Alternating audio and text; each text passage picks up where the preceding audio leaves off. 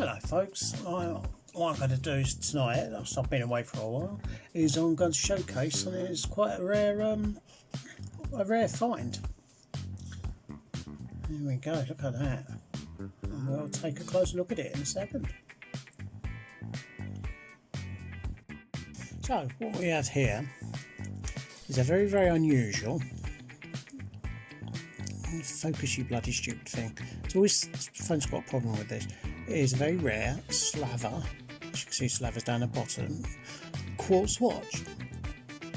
And it's one of the few slavers that actually have a functioning bezel. As you can see, like it turns, it's firm, but it's not like, you know. And if you look there, it's got like the amphibian hands over CCCP, and at the bottom it says made in CCCP. You know. So, and it's got a lovely, it's got like the 6309 7009 sort of like lower quadrant stem. The usual Russian water resistant case back. I put it on this bracelet, which is what I'd been keeping that bracelet for. And as you can see, this is a very tidy piece, and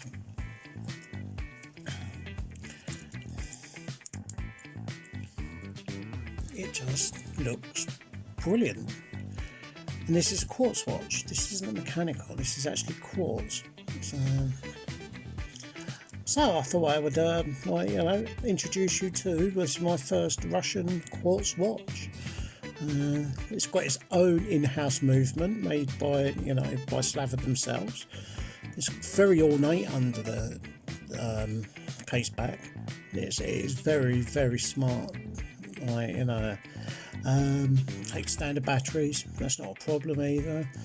I mean, it's almost like they've tried to have a go at the Submariners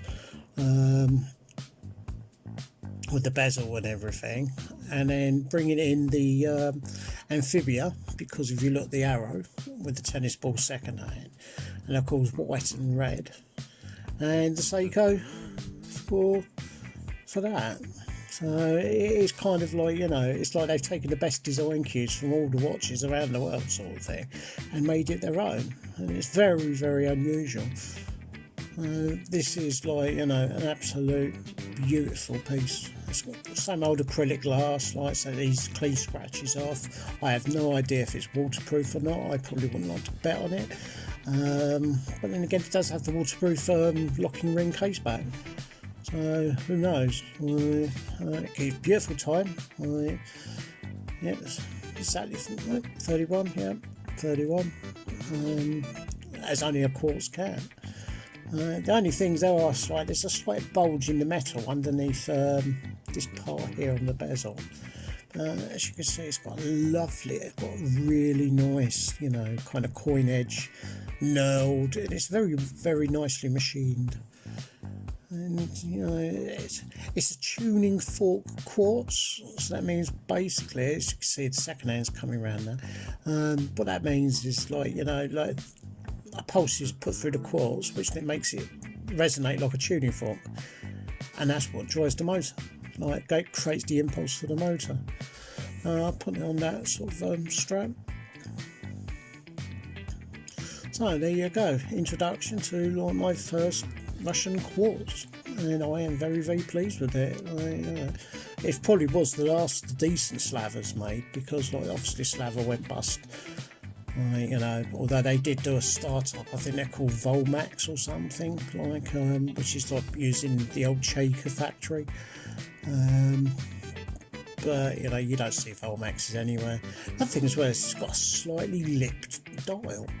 You see the inner markings there, the segments rather. It's actually they're actually kind of sunk compared to the rest of it. Right, well, there you go. Thought I'd introduce you to that, let you know I'm still alive. For how long I have no idea, but we shall see you in the next one. Toodle pipski.